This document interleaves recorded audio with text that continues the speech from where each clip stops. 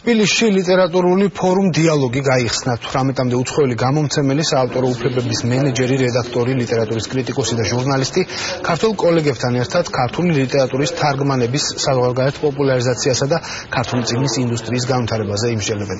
გერმანელი და ბრიტანელი სტუმრები პრეზენტაციებისა და დისკუსიების ფორმატში ქართული საგამომცემლო სექტორის მუშაობას გაეცნობიან. შეხვდებიან ქართულ მწერლებს, სპეციალური პროგრამის ფარგლებში სტუმრები სახელოვნებო და სამეცნიერო ცენტრებსაც დაათვალიერებენ.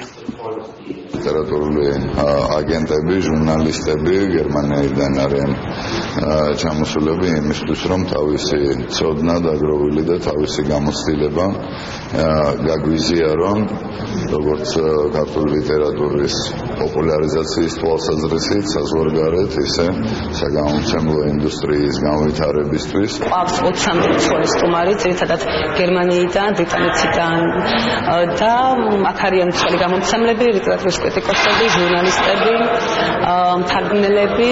დარწმუნებული ვარ, რომ მსგავსი ტიპის ღონისძიებები, მსგავსი ტიპის პროექტები ხელს შეუწყობს ქართული და უცხოელი გამომცემლების თანამშრომლობის აღრმავებას.